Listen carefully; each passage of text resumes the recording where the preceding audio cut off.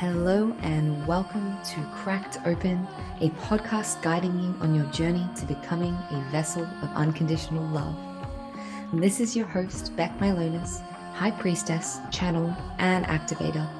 Join me on this series as I share reflections, insights, and channel transmissions from my journey of walking the initiation path. Each episode is a unique transmission containing supportive frequencies to facilitate the deepest healing, activation, and reconnection with your soul. I invite you to open your mind and set the intention to receive this episode into your heart space. Let's go. Hi, beautiful souls. Welcome back to another episode of Cracked Open, a podcast guiding you to becoming a vessel of unconditional love. I'm going to be honest with you guys. Today's episode feels really tender. I'm going to tread really carefully with this one because I feel there's a lot of energy already moving. It's going to be quite a release for some of you listening to this. It's going to be really hard to hear for others of you listening to this. But my hope is that everyone who listens to this gets some sort of catharsis through this. My aim and my intention for this isn't to just trigger you for no reason. It's to support you in clearing some of the stuff that you're holding on to that are preventing you from coming into your own masculine energy, building deeper connections with masculine energy, coming into sacred union, partnership, cultivating more of your own inner masculine in your life, whether you are a feminine or a masculine being, to cultivate more of your divine masculine energy, particularly the warrior archetype, to use that in your life in a way that is productive. So today I'm channeling the divine masculine, which is not something, if you know me, it's not my normal or familiar or go-to energy to channel. I'm a divine feminine being. I have a lot of feminine energy.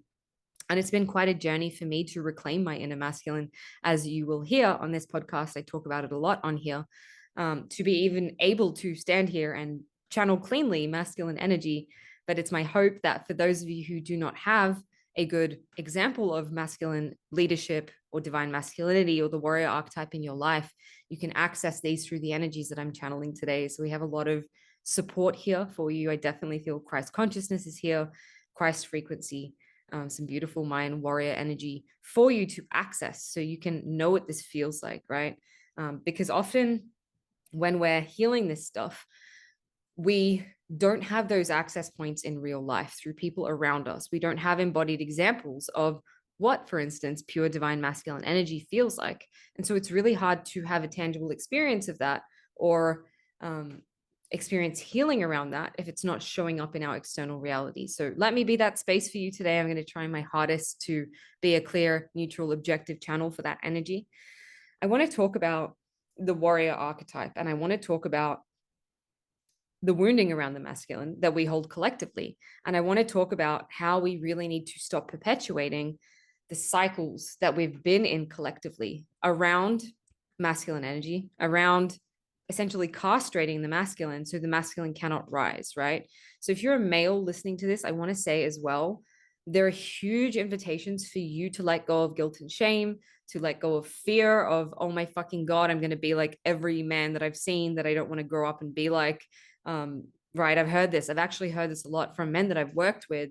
They're examples of masculine energy. So their father, their uncles, their brothers, the government, what they see in movies, whatever it is not super healed, right? And so they have decided, I'm going to go through life and I'm not going to be like that. But in not being like that, they've gone too hard the other way. So for instance, if they had a father that was very aggressive and violent and misogynistic towards women and power hungry and controlling and, you know, all these negative, had a temper, all these negative masculine aspects that we see playing out in the world, then they might go through life being like, well, I don't want to be like this. And so what happens is they flip too hard and they turn into a nice guy. And a nice guy without balls is what I want to say, right? Like, so a nice guy who doesn't have masculine qualities, because aggression, for instance, can be channeled in a way where it is productive, it is positive. Aggression when it is coming to protecting something sacred is actually fucking required sometimes, guys. I know there's lots of you out there probably feeling like, no, there's no need for violence ever or aggression, but actually aggression can be channeled in a way where it's productive. Anger can be channeled in a way where it's productive, right? Anger channeled can give you oomph towards something. It can give you drive. It can give you conviction. It can give you courage. It can give you momentum towards something. I actually channel my anger in a really productive way where it gives me motivation, right? So what I'm saying is these essences or these frequencies can be channeled in a way which is healthy. And a lot of men who have come with examples of masculinity, which has been really harmful, they've been overly aggressive, they've been overly angry, they've been overly violent, whatever it is, they've said, I never want to be like that. And in being like that, they've shut down all of these masculine traits within them, right? And this is what we kind of see in the spiritual community. I've talked about this before. A lot of men who are hyper feminine, in that they're very in their feelings, they're very sensitive, they're very open, they're very in their emotions because they've reclaimed all of that. But they're not really, they don't have the backbone, right? And so women will feel safe around them because it's feminine energy, really, but they won't feel like these men are capable of fully supporting them and showing up. They will not feel safe to fully let their guard down because these men cannot provide, cannot support, cannot do the fucking thing that's necessary, like killing the person coming to invade your home. Not that I'm not saying that that's a good thing to do. Don't go killing people, but I'm saying, like, if there is a home invasion, would you want a guy who's super feminine, who's hiding in the corner, being like, oh fuck, like I don't want to be violent? Or would you want a guy who will get a baseball bat and be prepared to fight for you? I don't know, guys. I'm pretty sure I know which guy I would want in that situation. But what I'm trying to say is those aspects, those traits have been shut down because of how the feminine has collectively castrated the masculine. As we've stepped into feminine empowerment, we've stepped into feminism. A lot of people are going to not like what I'm saying, and that's okay. You'll get there eventually in understanding this. Yes, women should be empowered. Yes, women should be independent. Would be sovereign. We should be allowed to do whatever the fuck we want to do. But at the same time, a lot of feminism is harmful and it's damaging towards the masculine because essentially what it is just beating on the masculine. It's negating the masculine. It's shutting the masculine down. It's doing to the masculine what the masculine did to the feminine, right? Which is silencing the masculine. It's silencing the masculine qualities, right? And there's reasons why women do this. We're fucking pissed off. We've been pissed off for a really long time, right? And so when feminism came, women were like, yes, I get to express how pissed off I am. And there's a whole wave or stream of women backing me up. And now men can't say anything because they're going to get fired from their job if they make one comment, or they can't, men are like terrified. They're in this fucking position where they're like, if I make a wrong step, I'm going to get like canceled. I'm going to get fucking shut down. And this, ironically, right? Like, this is the core wound that the feminine has been holding on to around her gifts, her power, her magic. She is terrified and has been terrified of, if I show people who I am, if I exude my power or my gifts or my sensuality, whatever it is, I'm going to get shut down. I'm going to get canceled. I'm going to get excommunicated. Right now, the masculine's going through that. So we've kind of flipped it on its head. And that needed to happen. We needed to bring awareness to what was done to the feminine. We needed the feminine to feel empowered enough to speak up. We needed the feminine to reclaim her sovereignty. We needed the feminine to be seen and heard, right? We needed all of this. We needed that feminine independence and the permission to fucking do what we came here to do. We needed that. It was required. But if we keep holding on to that anger, we keep holding on to that bitterness, we keep holding on to that blaming and shaming and negating the masculine is not going to be able to rise to be the beautiful, supportive, protector, provider, heartfelt fucking warriors that we need them to be, right? And so we are preventing the masculine from rising into its full capacity the more we essentially castrate them. And as a man, I can feel there's men listening to this who are like, damn, she's fucking right. I feel like I'm so afraid to be in my power. I'm so afraid to be in my dark masculine. I'm so afraid to be in my dominance because the women now today, they shut me down, right? They shut me down. They don't want to see that. They belittle me. They baby me. They mother me. And they don't allow me to step into that. And not only that, but I'm terrified that the examples I've seen of that in the 30s and the 40s and the 50s from my parents, from my grandparents, whatever it is, of this masculine energy is so fucked up and it caused so much damage that I don't want to do this. And because I'm a good person and I pride myself on being a conscious, loving human, and I want to be a good man, then I won't do any of that.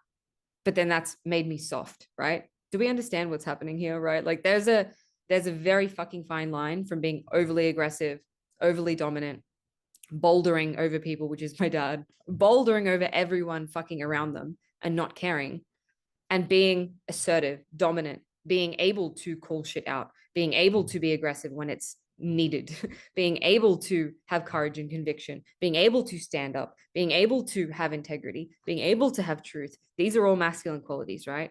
And a lot of men today are lacking these qualities. And so the women say, where are all the men? Where are all the conscious men? Where are all the evolved men? I've done all my work. And where are all the men who can meet me and see me and show up in this? And yet, when a man shows up wanting to meet them, wanting to hear them, wanting to learn or listen to them, they're like, nope, I don't have time for this. I don't have time to baby a guy through his fucking evolution. I already expect and know how he's going to show up and he's just going to disappoint me. And I don't have time for that. So I'd rather not be with any man ever.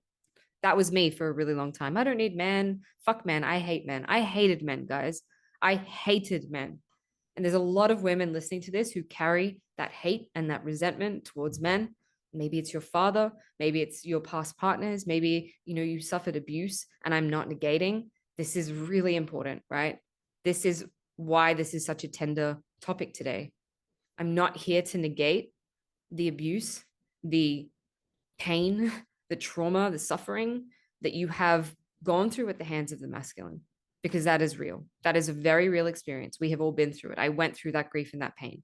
I was in my dark feminine for 3 years, unable to move into my light feminine, into love and compassion and forgiveness, because there was so much pain there that if I had have been in any other archetype, it would have fucking crushed me, right?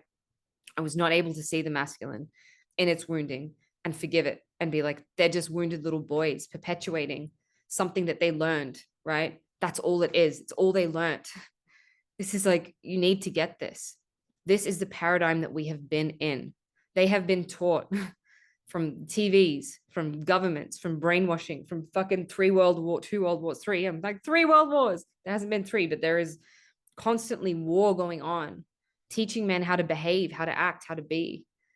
And then them getting fed that from their ancestral line, the trauma of war. Imagine going off to war, right? Imagine going off to war and you have to be fucking tough and hard and you see all these horrible things and you have to hold it together. You have to hold it together. You have to hold it together. I can feel in this podcast, there's going to be some like war related trauma clearing from the masculine line. For anyone that means something to, there is war templates clearing, right? You've gone off to war. Your grandfather, gone off to war and he's experienced this trauma. And then he's come home and he can't talk about the things that he's seen. He cannot share with his wife the things that he's seen because he needs to be tough. He needs to just fucking hold it in together.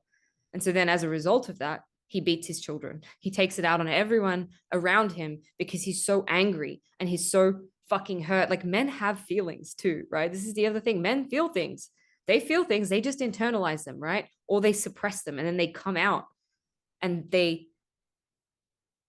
perpetuate themselves in an unhealthy way. So that father is then going to go become an alcoholic. That grandfather is going to go become an alcoholic. He's going to beat his wife, right? He's going to treat his children in some way. He's not going to be present for them. And so then his children learned men are not present, right? My father is not there present for me. My father's not proud of me. My father, I have no examples of masculine energy, which is showing up and witness neutrality and support for me, right? Because the man is shut off from his emotions. He's shut off from everything. He's just focused on work and getting through the fucking day and providing and supporting. And therefore, I have no examples of what it is to have a man who is compassionate, holding loving space for me, right? And then they pass that down to their kids. And this is how it's been for centuries and centuries and centuries. Trauma, right? I had a connection out here. And it was really interesting. I'm still in this connection and I've spoken about it on here. It's been kind of on and off again. It's been a very karmic situation. I'm so grateful for it because it's been so much gifts and learning for me. But it's a man who has in his line, in his masculine line, there is this warrior coding, right? Oh, I feel it through my whole body. There's a transmission of this coming through for anyone who's willing to receive it here. There is fucking warrior in his blood. There is warrior in this man's blood going way back, right? But I remember one time we were hanging out and we'd smoked some weed and I was having all these downloads about like his line. And it was like that warrior energy was not channeled in a way that was in integrity, in truth, in love, in unity consciousness. And so that energy became very distorted. And what happened along the way was then the men in his line became drug dealers, and they became, hustlers, and they became violent. They stopped taking, they stopped seeing human life with reverence. Like it was so easy for them to take lives. This man has seen so many people in his family die around him, right? Trauma, trauma, trauma, trauma, trauma. And that is carried through the masculine line. But at the core of that frequency was warrior, right? And that warrior was not able to be expressed in a healthy way. And so then how it perpetuated itself was violence. It was abuse. It was, alcoholism. Lots of different ways is perpetuated in this man's line. And he said to me, Beck, I'm going to be the best. Oh, sorry, I was getting really emotional because I feel it. It's so true. I'm going to be the best version of my bloodline. And I could see in him as he was saying that, like this warrior coding coming back online. And his business actually has the word warrior in it, which is really funny. I didn't even clock that when I met this man. But long story short, he's here to bring those frequencies back, right? The pure codex of the warrior. Who is that? It's that violence, it's that grit, it's that determination, it's that violence for a positive means, right? Like violence channeled positively. It's the assertiveness, it's the dominance, it's the masculinity. Yet it's been misused, right? And so this man grew up with these examples of masculine energy that was fucking toxic. His father was in prison. I'm sure he doesn't mind me sharing all of this, by the way. I'm going to tell him about it. I'm going to tell him I'm sharing about this so he is aware. Really terrible examples of masculinity. And so he had to go and learn what is masculine energy. How can I be a better version of this? And I'm sharing this because what I'm trying to get at is that most men that we encounter have this degree of trauma in their line. And it might not be in their immediate family, so it might not be their dad or whatever. But most men we know had a granddad that went off to war, right? Or not a granddad, then a great granddad, because war has been such a part of our paradigm, of our culture, of our society. It's something that is so fucking present right now. It's really present in the collective, which is why I feel I'm talking about this. Like there's so much war present, right? And that codes us. That makes us into something over years and centuries of perpetuating this trauma. It becomes embedded in us, right? It's the women who had to wait for that man to come home that never came home, the trauma of that abandonment. Whoa, I feel this, like for someone in there, the trauma of that abandonment of my husband, and this could be past life too. My husband went off to a war and left me with 3 small children and he never fucking came back, right? Or my dad went to the store to buy some milk and he never came back. That abandonment, right? And then you wonder why you cannot trust men to show up for you. You wonder why you harbor this hate and this negativity and this bitterness inside of you, right? That's just one. That's just one of the wounds that comes from this history of war and violence that we have around the masculine, right? But we need to understand that these men were only doing what they had the resources to do, what they were taught to do, what they were shown to do. This is your permission slip in this podcast episode. And it's not like writing it off and forgetting about it and being like, well, they can do whatever the fuck they want now because Beck said give them a permission slip of forgiveness, and well, they couldn't help it, and so this is who they've become. No, but this is your invitation to let go of what has been done to you by men who didn't know any better, right? Oof, yeah, I feel that. Some of you are really, really feeling that. This is your permission to let it go because they didn't know any better. The masculine did not know any better, right? All of the trauma done to the feminine is by men who didn't know any better. They were taught that. They were just following orders. They were in a society who supported and encouraged that sort of behavior, right? If you're not stepping up into your masculine because you don't want to be like that, this is for you as well. If you're negating your own masculine energy because you have resentment towards the masculine, because you don't want to be like that, you don't want to be in your power taking advantage of people and hurting people, because that's what you've seen power does to people. Power makes people bad people. Power doesn't make people bad people. Power wielded with truth and love. What can I say about that? That's alignment, right? I was guided to watch King Arthur the other day, again, as I'm receiving all these masculine codes for this masculine container that I'm about to run, which is crazy to me that I'm now teaching divine masculinity, but here it is. I was guided to watch Guy Ritchie's King Arthur, The Legend of the Sword. And it's such a fucking perfect example of this journey, right?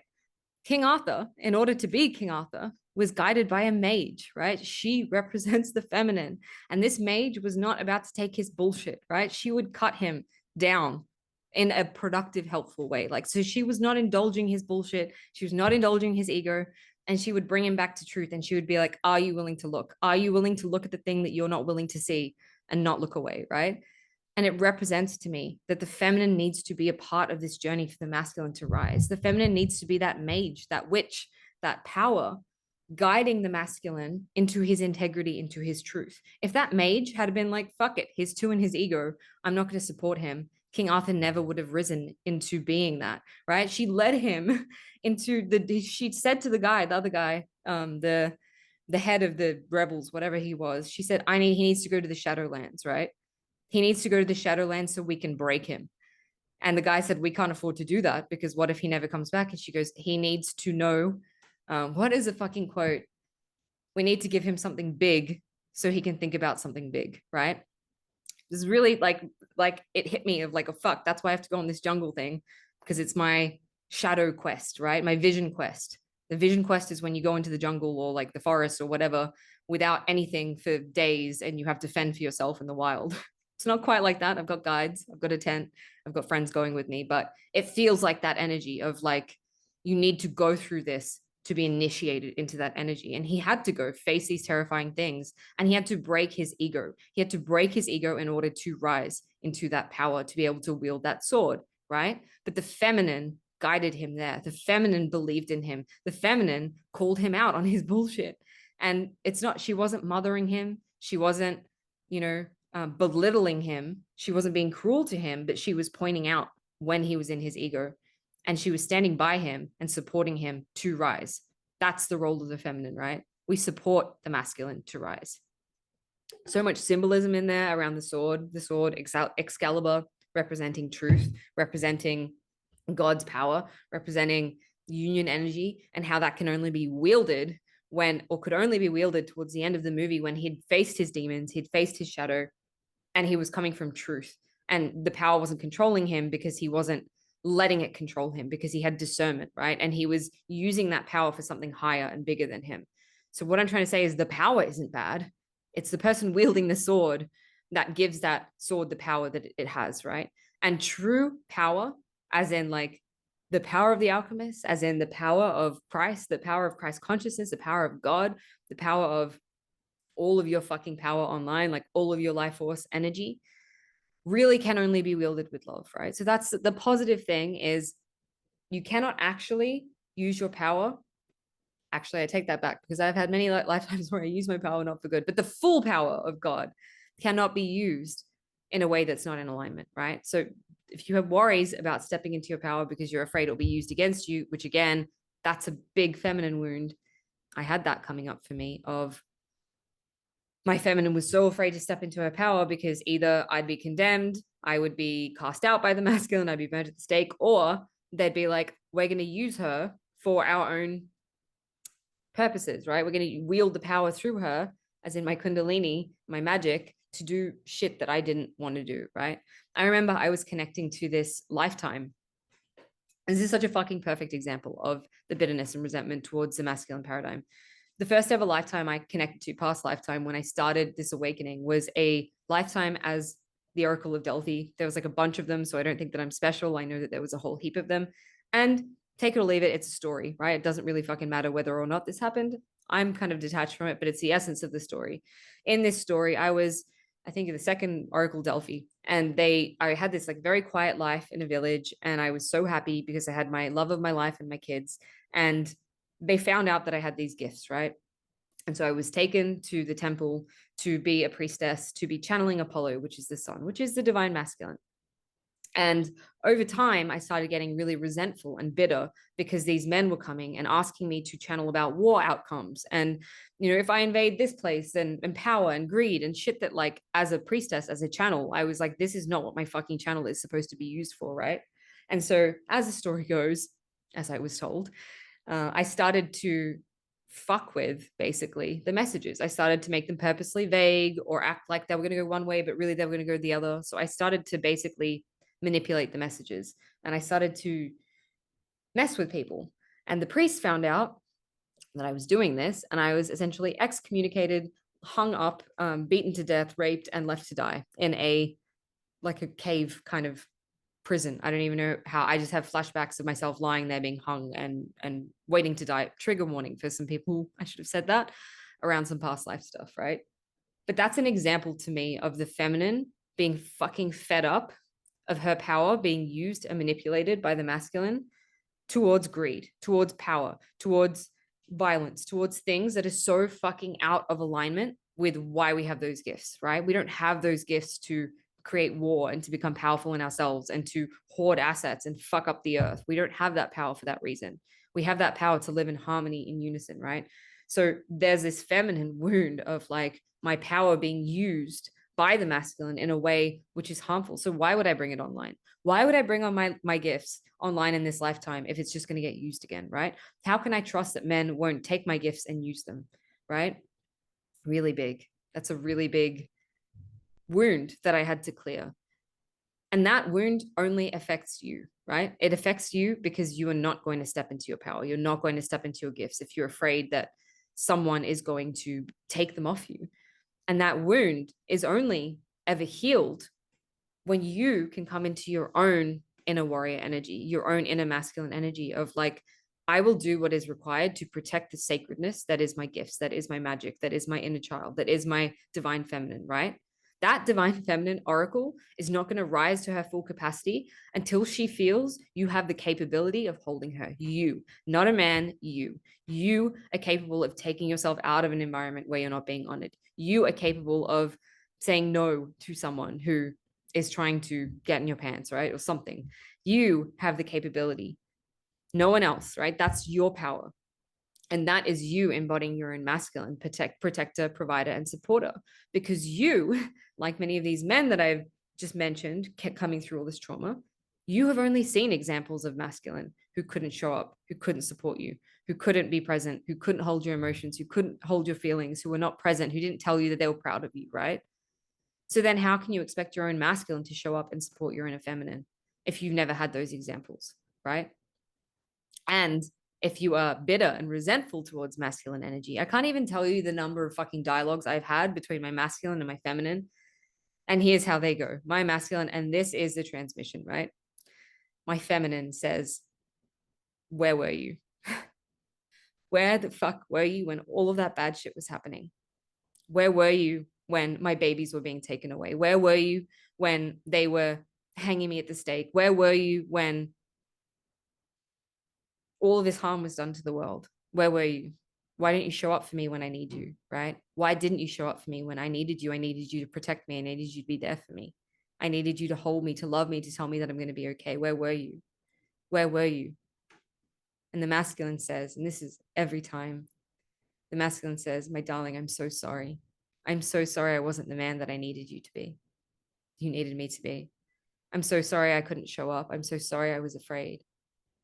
I'm so sorry for every single man that came before me that taught you what masculine energy it is, but it's not the truth. That is not masculine energy. That is a distortion. Please give me a chance. I want to show up for you. I want to provide for you. I want to support you. I want to be there for you. I want to hold you. I want to do what is required to make you feel safe. I want to give you the discipline, the structure, the support that you need so you can blossom. I want to see you blossom. I want to see you melt. I want you to surrender fully to me, but you won't let me. And then my feminine says, how can I trust? How can I trust that this time is going to be different? How can I trust that you'll show up for me when you never show up for me? And my masculine says, just give me a chance. Please just give me a chance. Because every time you tell me I can't show up, every time you lose faith in me, I lose faith in me. And I feel weak. Every time you tell me I'm not good enough, I feel weak. Every time You don't allow me to hold you and see you and love you. I feel weak. All I want to do is show up for you. All I want to do is hold you and support you. All I want to do is make you feel loved and safe. All I want to do is provide for you and give you everything that you dreamed of, that you need to let me. And that is how the dialogue goes most times. So I invite you, if you're a man here today, to let go of what you think you know about the masculine, to what you've seen about the masculine, and start to get to know your own inner masculine, who you can trust to not be like the examples of masculine that you've seen. If you're a female, I invite you to start to have a dialogue with your own inner masculine, with God, with the true divine masculine, who is God, Father Sky, right? Some of us have huge wounding around God. It's the inner father, right? Archetype, the divine father. Because that level of masculine energy will never fail you. It will always show up and support you. It will always be there for you.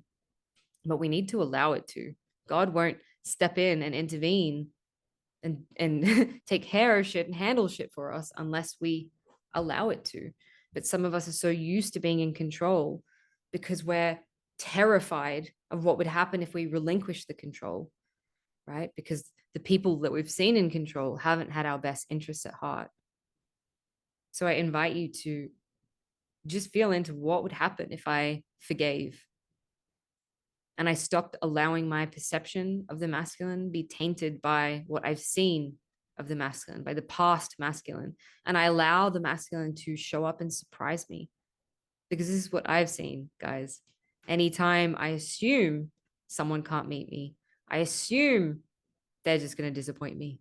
I assume they're not conscious, they're not evolved, they're not XYZ capable of hearing me. Then they show up that way. But anytime I release my judgment, my expectations based on bitterness, and I allow them to show me who they are, they rise to the occasion. When I give someone the benefit of the doubt, most of the time they rise to the occasion. And we give someone the benefit of the doubt when we have the healthy masculine, knowing that we can take ourselves out of that situation, knowing that we can discern when someone is crossing our boundaries because we have them in place, right? So don't go just letting anyone do whatever the fuck they want. No, we do that piece once we trust ourselves to be able to walk away. We trust ourselves to be able to hold ourselves through the disappointment when they don't show up. We trust ourselves to know what safety feels like. We trust ourselves to make choices as an adult and then handle them. And we don't do that. We don't do that. We make a choice that's perceived as a bad choice. And oh my God, I've backslid and God's going to punish me. Or I'm not perfect. You know, I still have this desire for love. And so therefore that makes me fucking unperfect. Instead of just saying I'm honoring a choice that I made. And I know that I'm going to have myself no matter how this plays out. So be gentle with yourselves as this all integrates and lands. Go watch King Arthur. It's a really beautiful example. And there's actually a really brilliant interview of Guy Ritchie talking about like the character arc of King Arthur and how it's this symbolic kind of metaphor for the masculine coming into manhood, or like going from boy to man, from page to king, knight to king. Definitely go check it out. It's a really great film. YouTube the Guy Ritchie interview. And for anyone looking to do further healing around the masculine, I am launching a container. It starts in mid-November is the plan, but we're on pre-sale early bird at the moment. It's called Inner Warrior or Warrior Rising. It is all about cultivating your own masculine energy if you're a female, so you can feel safe, you can feel secure from within, and you can attract men in your environment who mirror that, but also to cultivate that sense of discipline, commitment, purpose, integrity, truth, direction, commitment. I said that. Assertiveness as a female, which you can use towards your purpose and your mission, because the divine masculine is all about service and purpose and direction. And if you're a male and you're looking to step into or up level your masculine energy because you find it hard to find masculine mentors, because to be honest, guys, there's a few, but they're kind of not as prevalent as females doing this work. So if you are looking for someone to guide you through that journey to heal your masculine wounding and step into divine masculine energy, there are some really beautiful Avalonian, Atlantean, and Mayan transmissions coming through. I am actually going on the 2nd of fucking November to Guatemala. I'm a bit scared. It is part of this initiation for me to go 5 days on a jungle hike.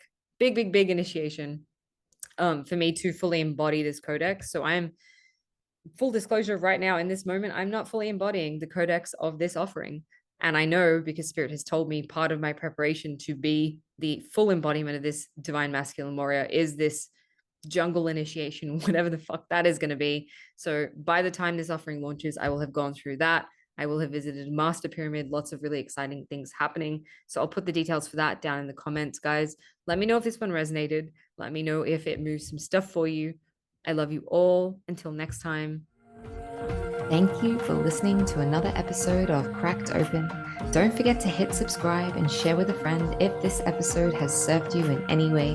For more information about the work that I do or to get in touch with me, read the show notes or head to beckmylonis.com. Until next time, beautiful soul.